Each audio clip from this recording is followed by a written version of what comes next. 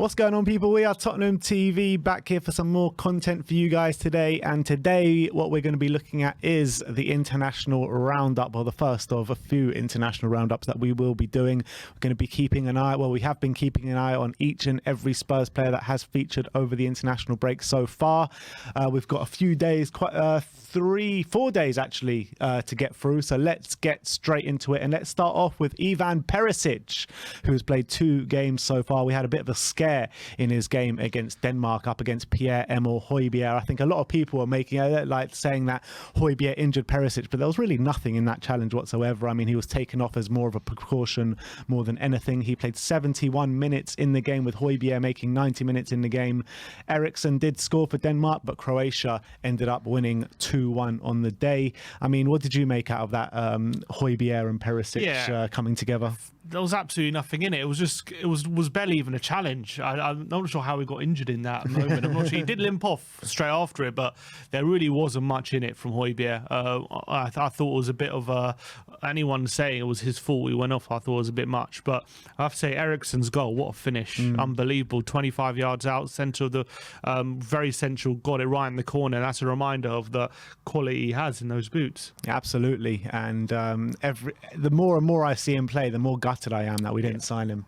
That's the facts of the matter. I mean, we were banging on about it all summer, weren't we? But wasn't to be. He's a Man United player now, so let's move on. In terms of Ivan Perisic, though, his second game on Sunday was a 3-1 win against Austria.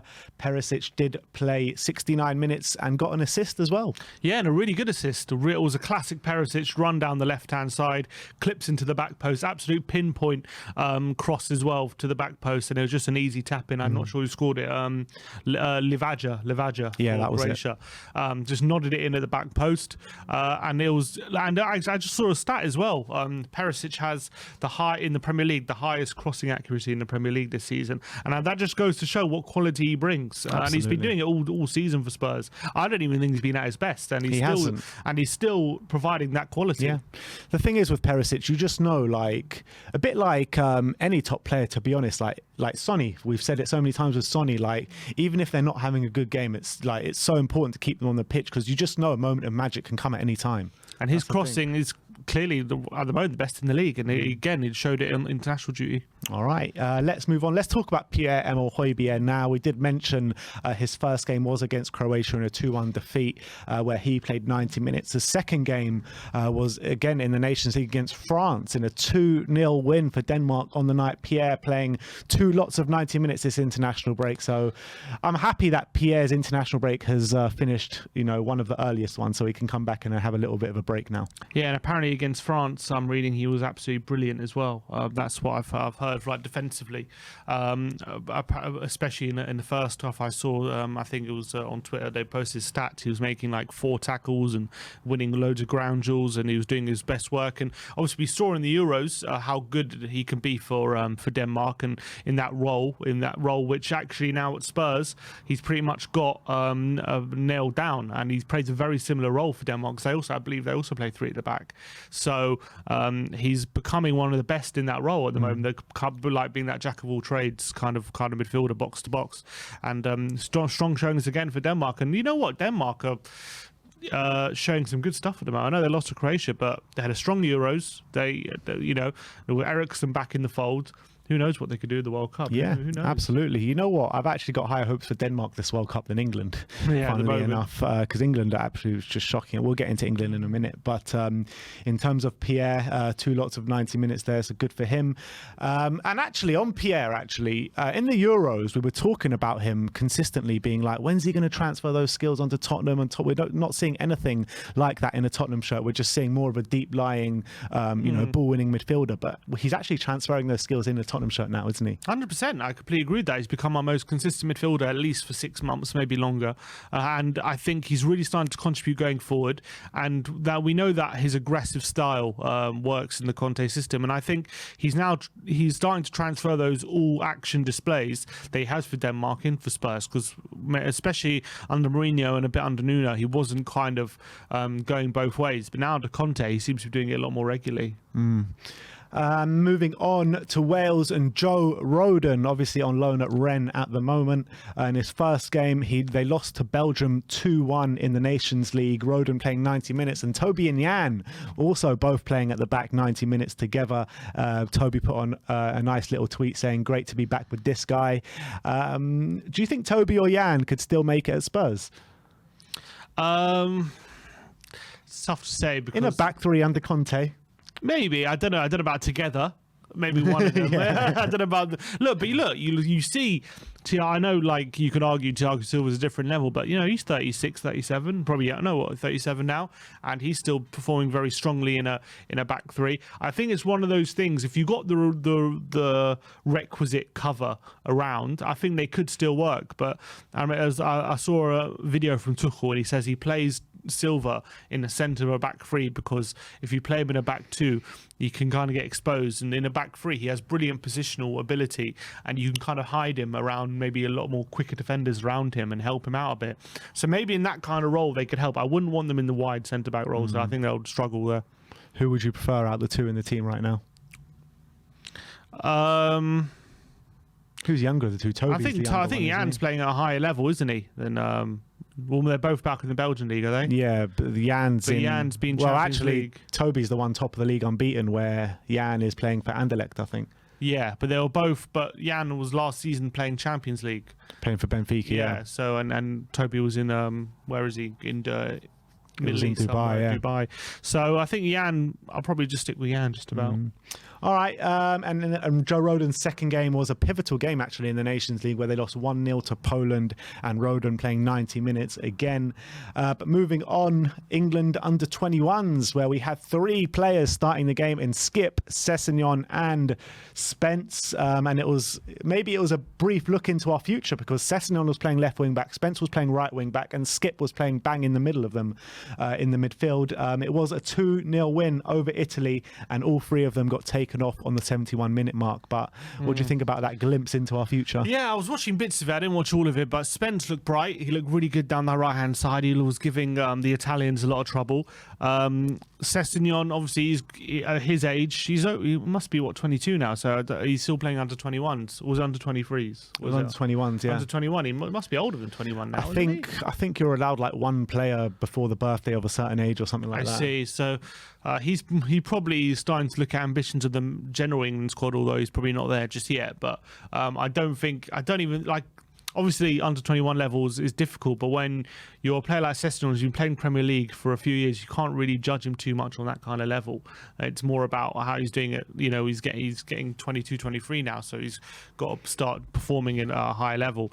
And then Skip, obviously, I'm very happy for him that he's getting the minutes for the England under 21s with all the injuries and stuff, because the more minutes for him, the better right now, with all the injuries he's had. So very good. And I think there is a very good glimpse into our future, because it shows that with all the noise around, like all the narrative that Conte is going to make the squad a lot older and everything, and it's good to have these future players coming through, and looking forward to the, like, even though we got some old players, we got a lot of young players coming through as well, and it's good to get a reminder of that. The fact of the matter, since Conte's come, the average age of the squad has dropped dramatically, hasn't it? So make of that what you will. Moving on to the Friday games, South Korea and Heung-Min Son, who drew 2-2 to Costa Rica. Sonny playing 90 minutes and getting the equaliser on the 85th minute with another lovely free kick. I think I make that in his last three South Korean games, 3 direct free kicks. I mean, when the hell is he going to get on free kicks for Tottenham? I just don't get it. I don't get why. I don't think I've ever seen him shoot a free kick for Spurs. Yeah. He takes a lot of crossing ones, but I don't understand why whenever it gets into a shooting position. And what I don't understand is as well is that that's his forte, like those positions, like on the left or the right side of the penalty area, 25 yards out. He can do it in his sleep. He can shut his eyes and probably hit the corner. So why he's never allowed to take a shooting free kick blows my mind. It absolutely blows my mind, because in theory, if you look at our squad, right, who should be the best in those positions? It should be him. He's probably our most deadly long-range shooter. So he needs to start asserting maybe his authority on Harry Kane and saying, Kane, you're off it. It's my turn to have a few tries. I just don't understand why he's never allowed it. It baffles me. When you're looking at the squad, when you're looking at the past year, Son has probably, well, not probably, most definitely the best success rate from free kicks from when he's done it. And it's just like... It's been all for South Korea. Yeah, I know. It's been all for South Korea. But if he was at Spurs, I mean, if he was taking free kicks at Spurs, I'm guarantee you he would start scoring them. I don't understand why he hasn't even had a few attempts. Like every single one in and around the penalty area goes to Kane. And every single one either balloons off the crossbar, or balloons over the bar. I wish you even hit. Yeah, I know. Balloons over the bar, or it hits the wall. You know what I mean? Yeah, they're awful, terrible free kicks, and it just blows my mind that Son doesn't. I mean, Dyer also gets. In fact, Dyer's ahead of Son and then pecking order. But the thing is, Dyer should be ahead of Kane, and Son should be ahead of Kane. Dyer's not horrific, but again, he hasn't scored any. He doesn't score much. He's come very close though, hasn't he? Yeah, his technique's a bit better, but Son has to start taking some free kicks. It just blows my mind how it hasn't happened yet. Absolutely.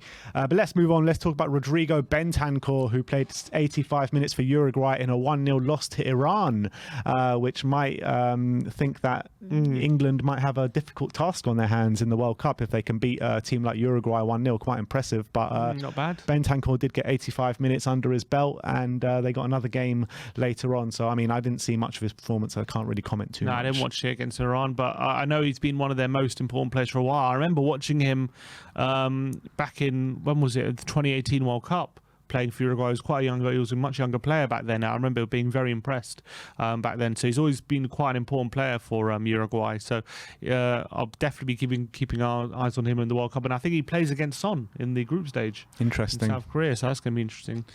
Next up, Brazil and their 3-0 win against Ghana with Richarlison getting on the score sheet twice. Really good goals as well. The first one was shocking defending, to be honest, from the corner, but he nips in at the front post with a nice header. That was the second one. Oh, sorry, that was the second one. And the first one was a really nice goal.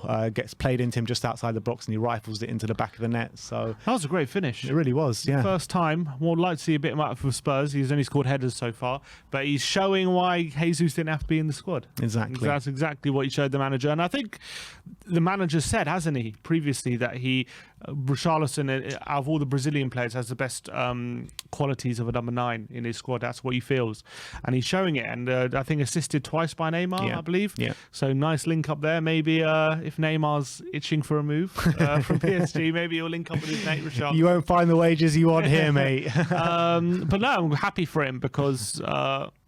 Just before leading up to the World Cup, he'll want to solidify that number 9 spot. There's no better way of doing that than scoring goals for the national team. Yeah. 2 good goals with that. Yeah, absolutely. That was a 3-0 win for Brazil against Ghana. England on Friday. Eric Dyer and Harry Kane both playing 90 minutes in a 1-0 loss, which sealed England's relegation to League B in the Nations League. And, Dyer and Harry Kane both playing in what was a pretty dire performance for England, not going to lie. Another relegation for Ramsdale. Yeah. There you go. Ramsdale didn't even play. He did play, didn't he? I know it was Pope, wasn't it? Yeah. Fair enough. He was on the bench, though. We'll let Ramsdale off for that one. I was watching bits of it. From what I did see, I know England played it back 3 with Dyer there, and I think Dyer was probably one of the better players for England, to be fair. I think he looked all right. Harry Kane, unfortunately, he had a few shots, forced the keeper into a couple saves, if I remember rightly, but didn't have the support. For some reason, him and Sterling weren't really linking up that well in the front line. I think was it Saka as well. He played a wing back, didn't he? It was wing back. So, and he didn't have the best of game. But I think Dyer can be happy with his performance. It was only a 1-0 defeat, and I know Raspadori scored. But you know what? Italy as well, you have to say they didn't even have their best players there. Chiesa was missing. I think Immobile was missing. They had like a lot of important players not playing.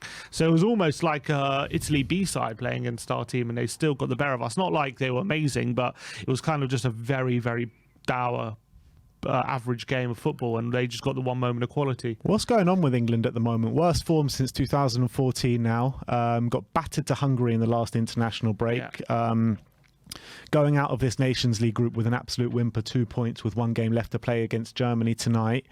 Not holding my hopes there, but what is going on there? And is Southgate, I mean, I'm hearing a lot of people going Southgate out now, Southgate out. I mean, I would like to see Southgate go, to be honest, but who'd you get in instead of Southgate? I mean, there's no point getting him out before the World Cup. No, I agree with that. But but only because it's so close now. But I do think he's under a lot of pressure. We've been playing poorly now for a few months now. Whenever we've since the played. exit of the Euro, World we've Cup, just been Euros. Yeah, we've just been really poor. Can't even the problem with our performances is we just can't even score a goal. It's not like we're leaky at the back and we're getting chances. It's like we can't create a chance at the moment, and with the 4 players we have, that's inexcusable, completely inexcusable. You can't have the quality we have going forward and put in performances like that. So I think from that point of view, Southgate has to have serious questions about him, even though it's only 5 games, but we haven't scored a goal from open play. You have to have serious questions with the quality we have in the forward line.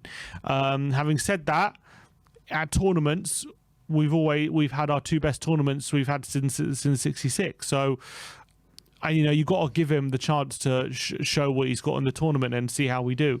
But who would I like to bring in? Obviously, Potter's now gone to Chelsea, so he's out of the question. The only name I can think of is Poch. That's literally the only name I can honestly, I don't even think that would be a bad shout at the moment, because there's a lot of young, good English players in the squad, a lot of young talent, and I think he could help harness that and help us put in a system which could get us creating lots of chances and getting the best out of these players. So I think Poch would be a great option, but I don't know if he'll consider the England job. I don't even know if we want another. When Southgate got the job, no one really expected it to be Southgate, did they? So what are we gonna employ internally again and look for another coach? Could very well be the case. But I think Southgate, who's the under-21 manager? AD Boothroyd, is it still? Yeah. Is it still Boothroyd? I don't think it is. Is it still Boothroyd? I think it's someone else. Maybe. I can't remember who it is, but I don't think if Southgate if we have an awful tournament, I think his job's in serious. I kind of am danger. Anticipating an awful tournament this year. Yeah, for some reason. The way we're playing, but apparently, not that I remember, but apparently leading up to the Euros, we weren't in great form either. People say, and we had a decent Euro. So, look. I think a lot of it is also luck of the draw. If we get a decent draw like we've had. That's the thing, though, with Southgate. I think the luck of the draw has masked over how good we've actually done, because when you're looking at the World Cup and the Euros, who have we actually played? I know we played Germany in the Euros in the group stages, but apart from that, who have we actually played? I know that, but we know in 2016 we lost to Iceland. You know what I mean? It's not these international games aren't. Yeah, but so that was easy. an absolute disgrace. Germany went out of the World Cup in 2018. Nothing can be taken for granted at these international tournaments. So it's true. You got to give credit where credit's due. When you got to a final and a semi-final, I mean, it's true. But when you look at past England managers and managers that have been sacked for international tournaments, when we went out to Brazil in the World Cup 2002, when we go out to Portugal on penalties, when we go out to Germany on penalties, these managers fall the fate because of going out to big teams when Southgate hasn't even come up against these big teams yet to even lose to. And I think we should have beaten Italy in the final. We should have beaten Croatia in the semi-final. Italy didn't even qualify for this World Cup, and we lost to them in the final of the Euros.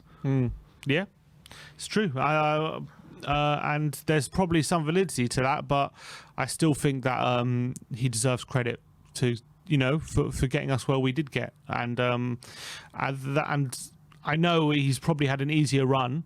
But still, he had to win those games, and he did. But yeah, it's true. We should have won the semi, and we should have won the final. That's absolutely right.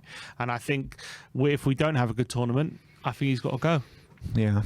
All right. Let's move on. Let's talk about Yves Bissouma now for Mali against Zambia, which finished 1-0 to Mali on the day. Bissouma not starting the game, only coming on as a substitute for the last 30 minutes. Any inklings why? I don't know. I don't know who they have. Maybe I don't know if it's a fitness issue. I don't know who they have at centre mid. Can't believe they would have many centre mids better than Bissouma. Exactly. But maybe it's just a case of was it a friendly where they played? I'm about to find out. Against Zambia. Yeah. If it was a friendly, then maybe it was a friendly. Yeah, so maybe just wanted to mix it up a bit. They had Kadori Doumbia and Sheikh Doucouré in the middle. Okay, Sheikh Doucouré is a good player. Doumbia, I'm not sure who that is. He plays for Reims in France. Reims. Okay, so not sure. Maybe he's 19 years old. Maybe because it was a friendly, he wanted to rest a few players. And then do they have another game maybe coming up? If they have another game, maybe he'll start that one. They're playing Zambia again for some reason. Playing Zambia again today. tonight. So maybe he'll start that one. Yeah, we'll see.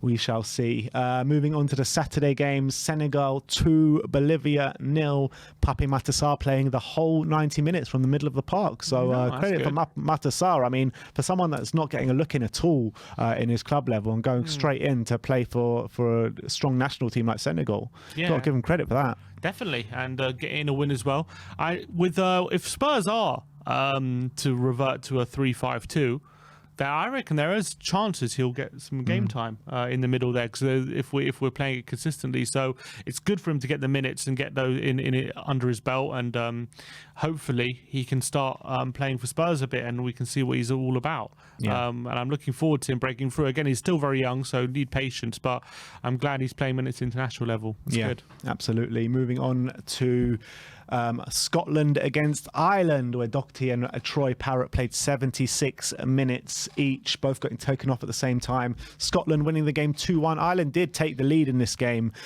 Doherty and Parrott had nothing to do with the goal, but ended up losing 2-1 to Scotland. Did you manage to see any of this one? No, I didn't see any of it. I heard Doherty played all right, but again, I'm very happy. Did he play? So you said he played 90 minutes? 76 minutes. Okay. So he played, still, it's good because he's come back from injury. So we need him to be getting as many minutes as possible. Hasn't played anything, has he? Apart from a few minutes here and there this season, so has no starts. We need him to get back to that level he did last season, and then he can be a real good squad option for us, or a real good option to start a right wing back if he does get back to the level. And it's only going to help having these minutes at international level, and hopefully he comes back to Spurs ready to play. Yeah, and he did an interview just before the game, a few days before the game, saying that Conte has said that he wants to see him get 2 games out in Ireland, then come back and really knuckle down and start getting more game time. So Conte will be happy about that 76 minutes, won't he? He'll be very happy, and hopefully starts again in the next game. Moving on to Serbia against Sweden, Dejan Kulusevski playing 84 minutes, grabbing an assist for Klassen as well. It did finish 4-1 to Serbia on the day, but what an assist from Dejan Kulusevski. Yeah, it was brilliant. Coming off the left-hand side this time, I think he takes a first touch with his head to get round the player, and then plays a real nice through ball to Klassen, who just little dink over the keeper, and it was 1-0, and showed the quality he does. He's been doing quite well ever since signing for Tottenham. Whenever he's gone away at international level, he seems to have that renewed confidence, and that's really, really nice to see. And it was a nice assist, and hopefully he comes back to Spurs in confident mood. Yeah, and now Dejan Kulusevski, his market value according to Transfer Market is the highest it's ever been now. Yeah, it makes sense. And when you look at it, when we signed him, it was like, since he had that hike in his career, it was like the lowest it had ever been, kind of thing. Like it was at like 25 million or something, and now they're talking something like 45, 50 million. So he's going from strength to strength, Dejan Kulusevski. And last but not least, the England under-20s beat Morocco 2-1 with Dane Scarlett getting on the, well, not getting on the score sheet, but playing 90 minutes. He didn't actually play in the first game, but he did feature for 90 minutes in the second game, didn't get a goal or an assist. But it is signalling the kind of growth of Dane Scarlett, because it was his first appearance for the under-20s, seeing as he usually does play for the under-19s. Oh, good. So that's really good progression. And he's still 18, so he's still playing at that level. Playing with players older than him and stuff like that shows that his form hasn't gone unnoticed for Portsmouth. People getting very impressed by him. Hopefully he'll get an under-21 cap at some point sooner rather than later. If he carries on this form, I'm sure it won't be long. Absolutely. I think if he keeps banging him in for Portsmouth, I think we'll see that maybe if they've got games during the World Cup or something, maybe during then. But anyway, let's talk about where you can find some Spurs players from now until the end of the international break. Tonight you've got England against Germany, Eric Dyer and Harry Kane most likely playing. Like I said before, Mali are at home to Zambia tonight with Yves Bissouma. Senegal play Iran, Pierre-Emile Sarr. Sierra Leone are actually away to Congo, where you might see Callum Casey. Italy under-21s will be playing tonight against, well, actually today, in about half an hour, actually, time of recording, against Japan, where you might see Destiny Udogie. And then you move over to tomorrow, 12 o'clock. South Korea face Cameroon with Heung-Min Son. Uruguay face Canada at 5 p.m. with Rodrigo Bentancur. Brazil are playing Tunisia with Richarlison. Republic of Ireland are playing Armenia with Matt Doherty and Troy Parrott. Dejan Kulusevski will take to the field with Sweden against Slovenia. For the England under-21s, face Germany tomorrow night with Sessegnon, Skip and Spence. England under-20s have another game against Australia, where Dane Scarlett is most likely to play. And then last but not least, Colombia play against Mexico in the USA on Wednesday morning, with Davinson Sanchez likely to play, although Davinson Sanchez did not play in the opening Colombia game, this international roundup, but I do expect him to feature in this one. But anyway, that is your international roundup. Let me know in the comments section below if you have any thoughts regarding any of our international players this international break. Like, subscribe and comment, and as always, come on you Spurs.